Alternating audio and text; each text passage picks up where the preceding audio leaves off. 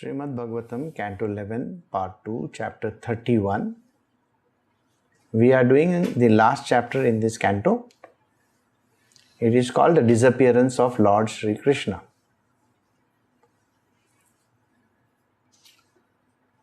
Sukdev Goswami said, Then Lord Brahma arrived at Prabhasa along with Lord Shiva and his consort, the sages, the Prajapatis and all the demigods headed by Indra. The forefathers, Siddhas, Gandharvas, Vidyadharas and great serpents also came along with Charanas, Yakshas, Rakshasas, Kinnaras, Apsaras and relatives of Garuda, greatly eager to witness the departure of the Supreme Personality of Godhead. As they were coming, all these personalities variously chanted and glorified the birth and activities of Lord Sauri, that is Krishna. In the last chapter, what we had done was, we had seen the entire problems that had happened in Prabhasa. Prabhasa is a place where Sri Krishna had taken his entire clan, and this clan had completely destroyed themselves. And the last person to go was Adishesh in the form of Balram. Now Balram actually stood at the seashore and let his divine being take charge and vanish from there, in the sense that he disappeared from the body, though the body will be very much there. In the same way, Krishna also was near the lake Prabhasa. He sat under a tree. He pardoned Jara, the person who shot his arrow, and thereafter he allowed even his Sarathi to go back. And he is now giving up his mortal coil. So when this was happening, all the divine lords from the heavens came down on earth. That is, Brahma, he came with his wife, Shiva, he came with his wife, everybody, literally every god that is there in this entire creation, they came to see Krishna leave his body. The forefathers also came, that is the Pitris, the Siddhas, the Gandharvas, everybody, literally everybody, that is all those who are connected with the every domain in the heavens came to see him off. Now, the Yakshas, Rakshasas, Kinnaras, Apsaras, Garuda, everybody came. Now what they had come to see was something really very unique. How does the Divine Lord in the form of a human give up his life? O King, crowding the sky with their many airplanes, they showered down flowers with great devotion. Seeing before him Brahma, the grandfather of the universe, along with other demigods, who are all his personal and powerful expansions, the Almighty God, Lord, closed his lotus eyes, fixing his mind within himself, the Supreme Personality of Godhead. So what did Krishna do? He saw everybody standing around him, literally showering petals of flowers, and then thereafter, he closed his eyes, slowly closing his eyes, fixing his mind within himself. That means you think about your own being, the self, which is the Supreme Divine Consciousness. Now this is something which I have been explaining all these years, that we have something which is called the Divine Spark of the Lord. So even in that body of Sri Krishna, remember the body is fallible, it has got its own issues. It is going to die, it is going to get old, it is going to have its own problems. As we grow older, we have a lot of issues. The issues stem from hearing loss, teeth go off, your eyesight becomes dim. So many things that affect us. Now when all these things are affecting us, how do we normally behave? Like an old person, isn't it? A man becomes older and there is a lot of things that happen. One of the things which I read in few days ago was about dementia. It was written that if you don't drink in sufficient quantity, you will end up demented. And if you drink more also, there is a problem. So if you drink more liquor, there is a problem. If you don't drink also, there is a problem. This was some research which was done. But well, when the liquor is not there, what happens? And there was a very interesting question which was raised yesterday on life. There are books and books and books being written nowadays on a subject which is called reaching your goals, reaching your objectives of your life. What is the reason of your existence? Why are you here? And the answer which most of these people think is about happiness. You have to be happy in whatever you are doing. So now I want you to think very carefully about happiness. If it's your true calling, so what is your true calling? Just imagine there is a 20-year-old and he thinks, my true calling is to play cricket. So he plays cricket for his country. Then what happens? He plays cricket for 10 years, 15 years. He's 35 by now.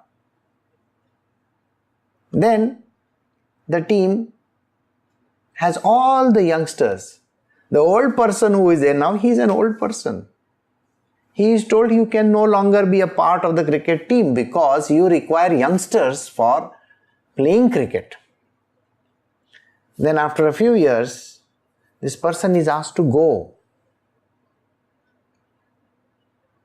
He may not even get a position of a coach, or he may get a position of a coach. Then what happens? So I want you to think very carefully. Has he reached his life goals? So life goals, are they about reaching that kind of an objective? Let us take another person, a singer. Maybe a songwriter, a singer, songwriter, musician. The person tries very hard to become a singer. Really very hard. Maybe he becomes a singer or she becomes a singer by the time they are 30, 40 or so.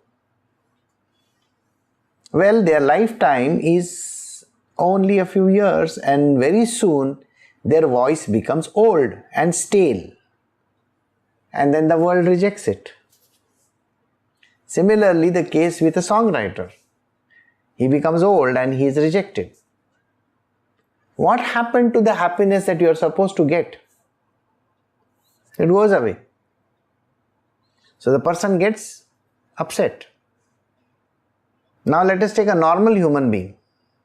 He is working for some company. He is working for some organization. He has really taken care of his family.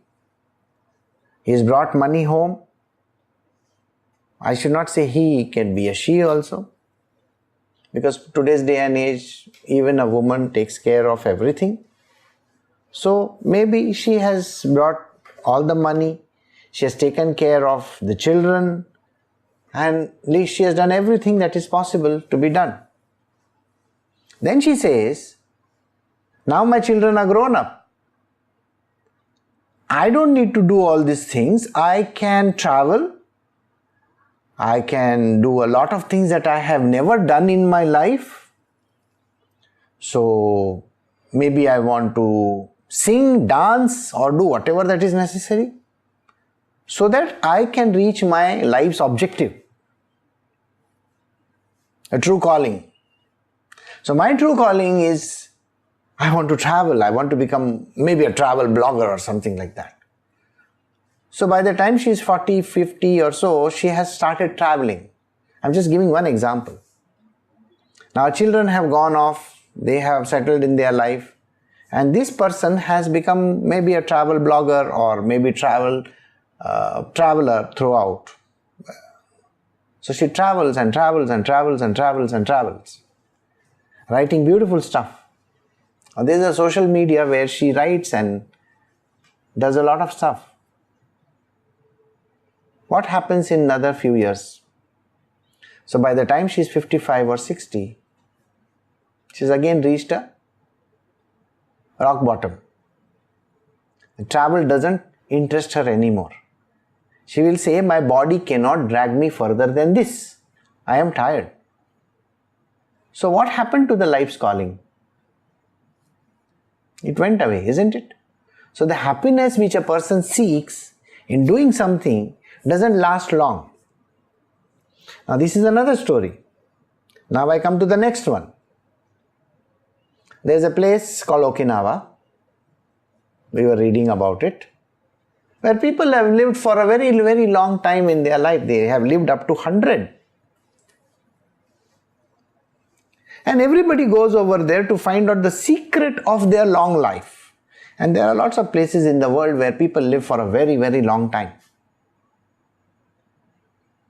So somebody who has lived up to 60, 70 or 80 is asked a question, how have you lived for such a long time? Somebody will say, I have been smoking, that's why I lived. Somebody says, I ate fish, that is why I lived. Somebody will say, I have a very good married life, that is why I have lived for such a long time. Somebody will say, I just sat and watched TV, that is why I lived for a long time.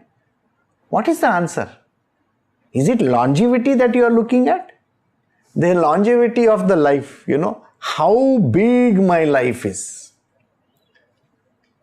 And then you ask them about this thing called happiness. How happy you have been. And they will tell you, of course, I was happy all my life. I've reached the age of 100, you see.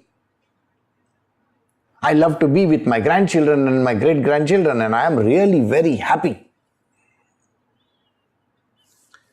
All those children and grandchildren and everybody around this person are waiting for this old man to die or this old woman to die, so that they can take the property. They wish that, nobody takes care of it. The person has been a pain in the whatever for a very, very long time.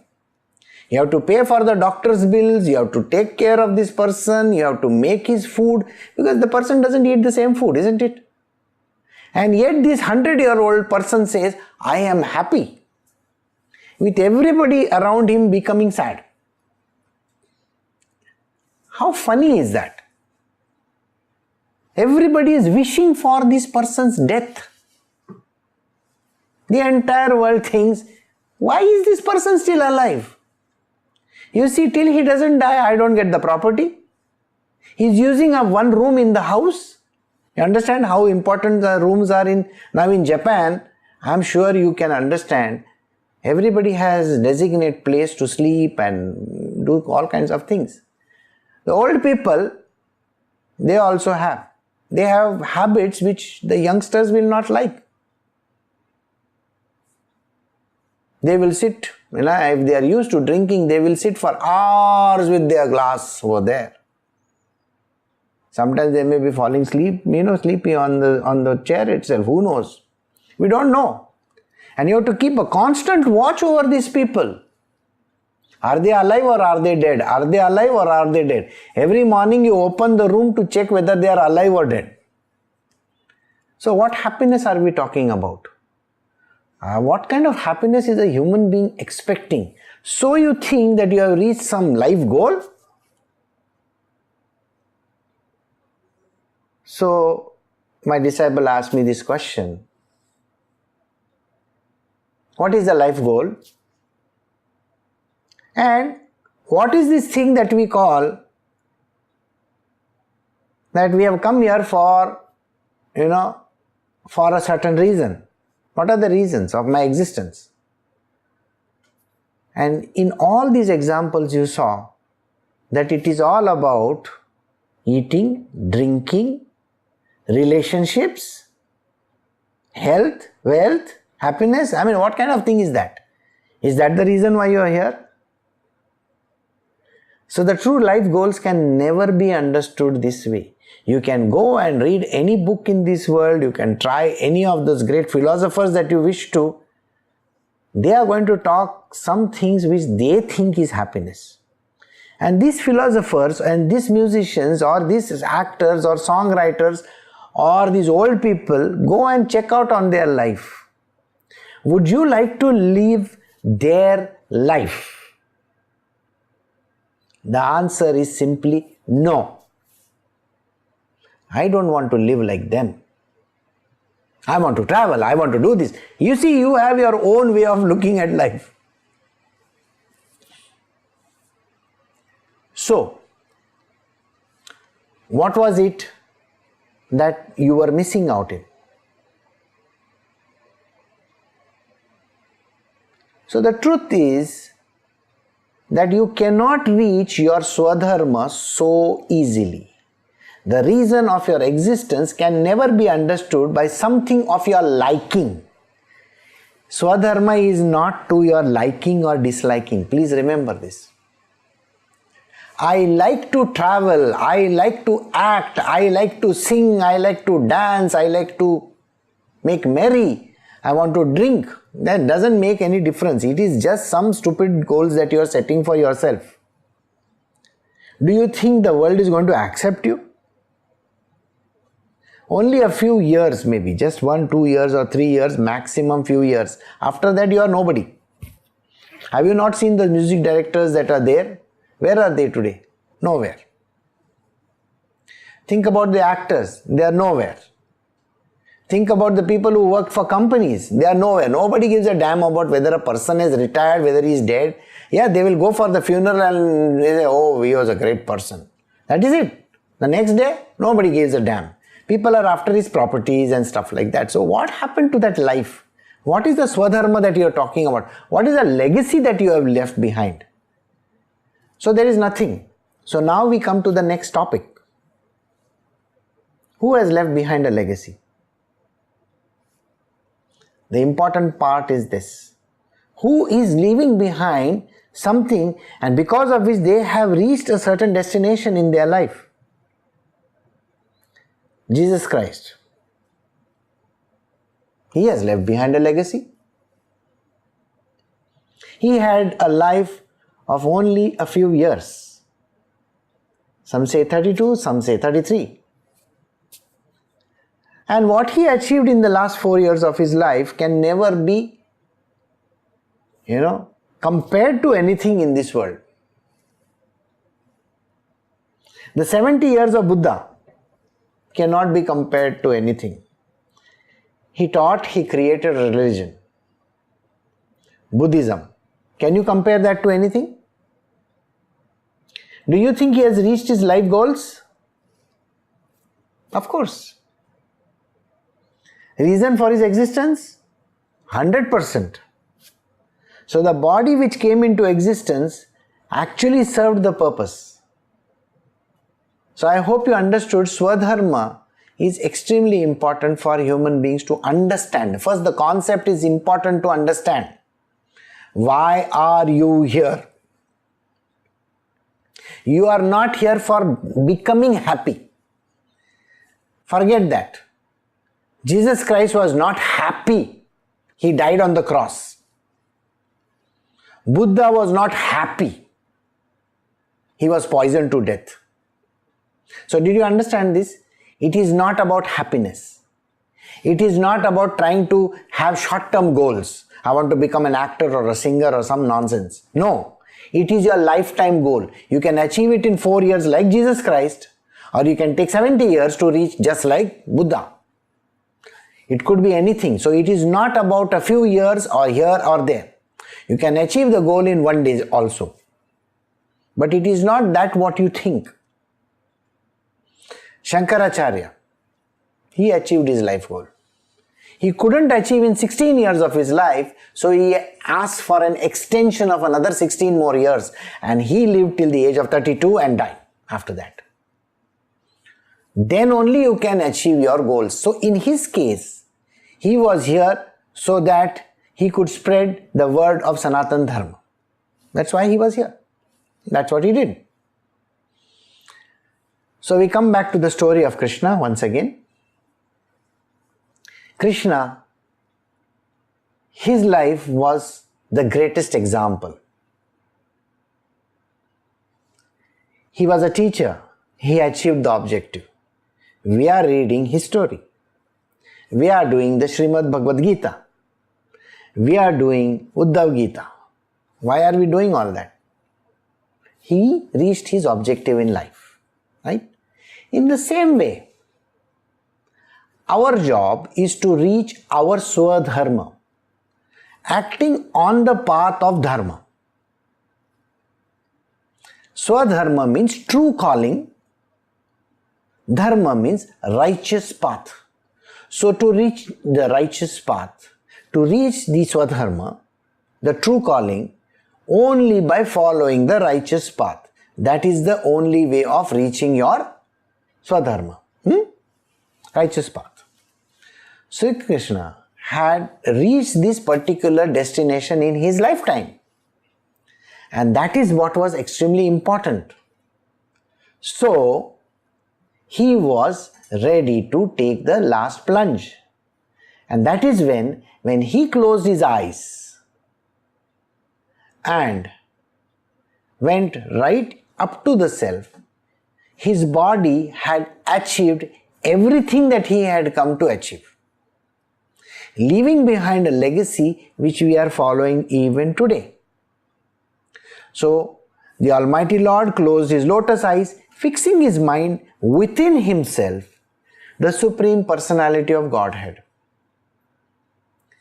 Without employing the mystic Agniya meditation to burn up his transcendental body, which is the all-attractive resting place of all the worlds and the objects of all contemplation and meditation, Lord Krishna entered into his own abode. Now, there is a mystic Agniya meditation. What exactly happens? When you use this technique, you incinerate the body, you burn the body so that nothing remains over there. You can do it with the Agni inside of you. The fire inside of the human beings can ignite this body, and then the body can completely deteriorate into ashes. So, he did not employ that. Krishna just left his body and took towards his heavens, which is his, all beautiful resting place. We call it Golok Vrindavana. It is not Vaikuntha, it is Goloka. So he went to his Goloka, where he meets all his gopis and all the gopas over there, along with it's called the cow, world of the cows. So you can imagine he has gone back to his place. So he entered his own abode. As soon as Lord Sri Krishna left the earth, truth, religion, faithfulness, glory, and beauty immediately followed him. Kettle drums resounded in the heavens and flowers showered from the sky. Now, when Krishna left this earth and went towards his Goloka, what are the things that vanished from the earth? The things that vanished from the earth were truth, Satya. The truth that existed in this world completely disappeared. Today, even if somebody says, I am truthful, they are not. There is no truth in this world. Okay? Even if you swear by the Bhagavad Gita, even if you stand in the court and if 100 lawyers are proving your innocence, that is not the truth. It is Maya's creation. It is called illusion. The same truth is the falsehood. So this world is only an illusion. Remember this. There is no truth in this world. The second thing that left with him is called religion. We were religious people before. Now there is no religion. We follow the path of dharma, But now everybody is adharmic. Nobody cares. Where is religion over here? Do we follow religious principles? If you think by putting one janevu and shaving your head and putting tika, chandan tikas and all that and making money out there, or becoming some, head of some place and doing all kinds of things, a person becomes, a dharmic person, I think they are mistaken. There is no religion over there. Faithfulness. Can anybody be faithful? Nobody is faithful. You see, faithfulness starts from the mind.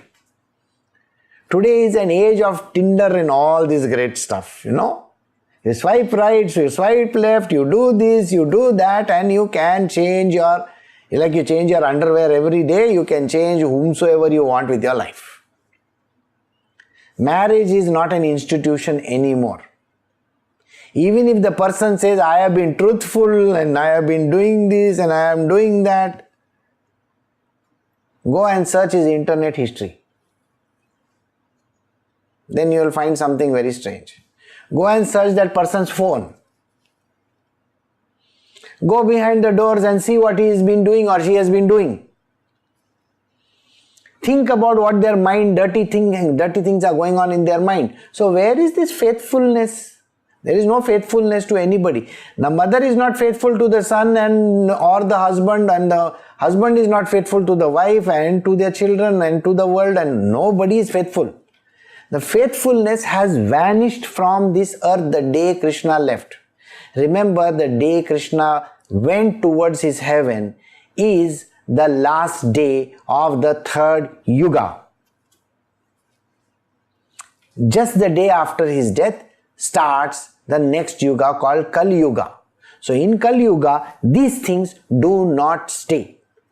The glory, it vanished. The beauty vanished. Today in the morning, there was one video which was put up. How men dress up like women and do the shows.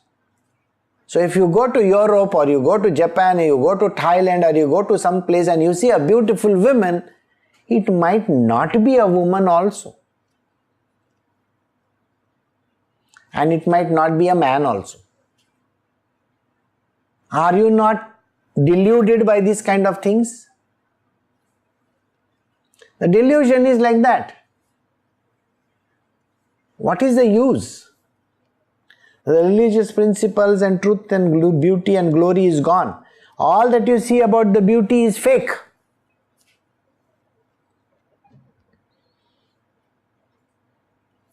Yesterday I read about one woman who is very old. I think she is in 60s or something like that. And she is a grandmother and she looks very young. And she is talking about, now I want to look better. So I'll remove the breast implants that I have. I mean, can you imagine? She's been a media star and all that as a grandmother. I mean, think about all these things. Where is the truth over there? It's all fake world, isn't it? Media is all about fake, isn't it? You see all these things, whether it is Twitter, Facebook or newspapers or blogs or whatever, everything is just an illusion. It's all an illusion. So when Krishna left, he just left behind Maya, illusion. He did not leave behind himself. No. Krishna never left anything behind. Only his Maya is at work today. So in the Kali Yuga, this is the last Yuga, only Maya is the truth. She is faking it out. She is creating illusions for you. You can see beauty, you can see grandeur, but all that is fake. The most beautiful princess was there. She was a princess of a kingdom. And she was found charred to death in a car with some other man. How does that sound? A president's wife goes and marries another billionaire. How does that sound? I'm not talking only of women, I'm talking of men also. So whether it's a president or a prime minister or whoever, it's a world full of fakes. There is nothing real in this. So the truth is, can you find your swadharma and be righteous on your path? Can you try to be a righteous person? That is the truth. Most of the demigods and other higher beings led by Brahma could not see Lord Krishna as he was entering his own abode, since he did not reveal his movements. But some of them did catch sight of him and they were extremely amazed. So when Sri Krishna is entering his abode, Goloka, just as ordinary man cannot ascertain the path of a lightning bolt as it leaves the cloud, the demigods could not trace out the movements of Lord Krishna as he had returned to his abode. A few of the demigods, however, notably Lord Brahma and Lord Shiva, could ascertain how the Lord's mystic power was working, and thus they became astonished. All the demigods praised the Lord's mystic power and then returned to their own planets. So, some gods were able to see Krishna go inside his domain, and some couldn't find him anywhere. So when he went and when he came, time is a factor which is only consistent in this material world. It is not there in the domain of the divine. There is no time over there. Understood? So, when these gods, they saw him come in and go out that way, some could see, some couldn't see. So everybody has not been given those kinds of visions. My dear king, you should understand that the Supreme Lord's appearance and disappearance, which resembles those of embodied conditioned souls, are actually a show enacted by his illusory energy, just like the performance of an actor. After creating this universe, he enters into it, plays with it for some time, and at last winds it up. Then the Lord remains situated in his own transcendent glory, having ceased from the functions of the cosmic manifestation. So what does the Lord do? He comes in and goes out. And all that is happening is called Leela. There is nothing real in this material world when he goes away, isn't it? Everything is unreal. It's all his Maya's creation. So don't get carried away by what you see around you. If somebody says, I love you, don't be under that mistaken impression that that person loves you. There is no love there. Okay? There is some want and need and requirement and a desire. If someone says that, I hate you, don't think that that person hates you because it is connected to some desire and expectations. Isn't it? A person hates you because the person has not met the expectations or the desires that you have from that person. Some people are evil-minded, some people are good-minded. Why are we bothered about all these things? Best thing for us to do is consider this whole world as a figment of imagination and just work according to that imagination only. Just work in the same way. Just be your good self and don't bother your head about what is happening around you, because things may not work or may work. If they work, don't get carried away by why they work, and if they don't work, don't curse anybody or say something wrong about it, because it is not supposed to work. Alright? All this is Maya, all this is illusion, and it is the divine potency of the Lord. Read this, I'll read this verse again for you to understand the truth. It's an easy verse for you to understand that everything that is there is unreal. It's only his divine potency called Maya at play. And everything that is happening is called Leela. So even Krishna's coming and going is a Leela. All that happened over there is just Maya's play. It is only illusion. Alright? My dear king, you should understand that the Supreme Lord's appearance and disappearance, which resembles those of the embodied conditioned souls, are actually a show enacted by his illusory energy, just like the performance of an actor. After creating this universe, he enters into it, plays within it for some time, and last winds it up. Then the Lord remains situated in his own transcendental glory, having ceased from the functions of cosmic manifestation. The Lord is in a detached state. If he comes today also, he is not going to be attached to anything in this world. He will come, he will play a role, he will just enact what is there, just like a great actor. And the next time, he just goes away. He was just a great actor, it was just an act, it was a put on show. That's it. Beyond that, the Lord has not come for anything. So don't be under this mistaken impression that there is something really, oh my God, great thing happening. It is just a play. Just a small play. He comes, he plays and he goes away. The most important thing you have to understand is he remains situated in his own transcendental glory.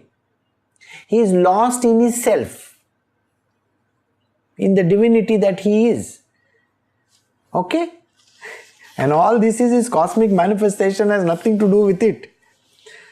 Lord Krishna brought the son of his Guru back from the planet of the death in the boy's self-same body, and as the ultimate giver of protection, he saved you also when you were burned by the Brahmastra of Ashwatthama. He conquered in battle even Lord Shiva, who deals death to the agents of death, and he sent the hunter Jara directly to Vaikuntha in the human body. How could such a personality be unable to protect his own self? So when you think about, oh my God, Krishna died with an arrow. Krishna did so many things. He married so many wives. He did so much of wrong things in this world. You know, we always think like this. We never think of the good things. You know, when we see all the wrong things happening, how could he marry so much, so many people? And then on top of it, he was having affairs with so many. Okay. And he cheated everybody in the battlefield. He did this, he did wrong, he did this, he ran away from a battlefield also. Okay, sometimes he brought somebody to life and sometimes he killed that person. Now sometimes he brings Jara, Jara he sent directly to heaven. So you will ask, if he could send Jara to heaven, why you cannot send me to heaven? That is his power. He wants to use it in his own way. Why are you bothered about it? If he wants to send you to heaven just like that with your body also, he can, no? Why are you so much bothered about it? You think by, applying a little bit of butter to him, he is going to do? No. So there is no point in thinking like that. So remember this. He has done so many things. He is talking about, remember the story is being told by Sukdev to Parikshit. So that is what you have to understand. Although Lord Krishna, being the possessor of infinite powers, is the only cause of creation, maintenance and destruction in the innumerable living beings, he simply did not desire to keep his body in this world any longer. Thus he revealed the destination of those fixed in the self and demonstrated that this mortal world is no intrinsic value. We value this world so much. We think that I did this, I did that, this one is like this, my mother is good, my father is good, my husband is good, my wife is good, my children are best, my country is good, this country is bad. We say all these things, isn't it? See the last words. This mortal world is of no intrinsic value. It's a playground. You know a playground, how a playground is to be used?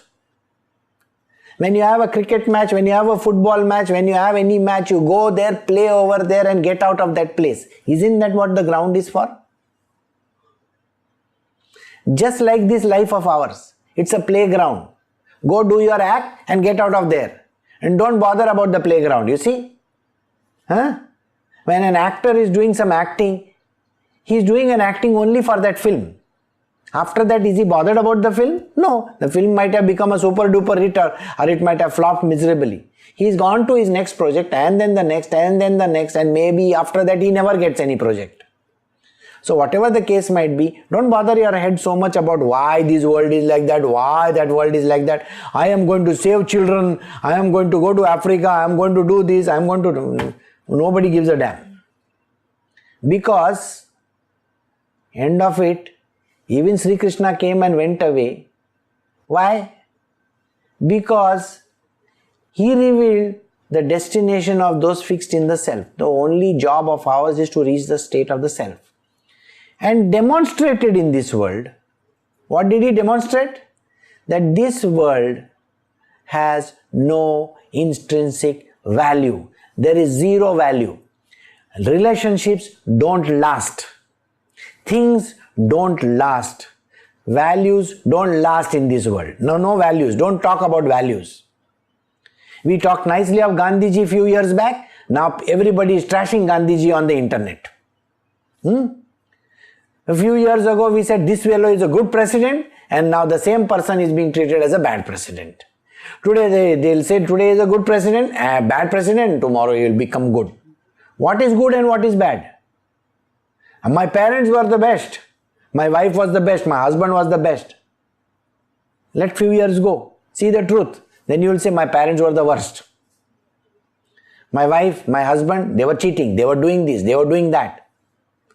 My children, they reached a great destination. Somebody became a PhD. Somebody became a Nobel Prize winner. What Nobel Prize winner? They are giving $1 million speeches. They are going and becoming university professors, earning millions of dollars. They are not even there in the rooms when people come to visit them. This kind of professors and this kind of Nobel Prize winners are there in this world. They stand in front of hundreds of people giving nice speeches only to make money. There is no truth in that. The theories which everybody comes out with last only a small duration of time. After that the theories vanish. So all this world is full of BS. Okay? It's of no value. So don't go about saying that this world is of great value. You have come in this world, play your part and get out. That is it. Don't get so much carried away by what happens around you. Okay? Anyone who regularly rises early in the morning and carefully chants with devotion the glories of Lord Sri Krishna's transcendental disappearance and is returned to his own abode will certainly achieve the same supreme destination. So please get up early in the morning, follow a path which is very, very sincere, devotional path. Then you will become a devotee of Sri Krishna and he will also take you with him. As soon as Daruka reached Dwarka, he threw himself at the feet of Vasudeva and Ugrasena and drenched their feet with the tears, lamenting the loss of Lord Krishna. Daruka is the charioteer.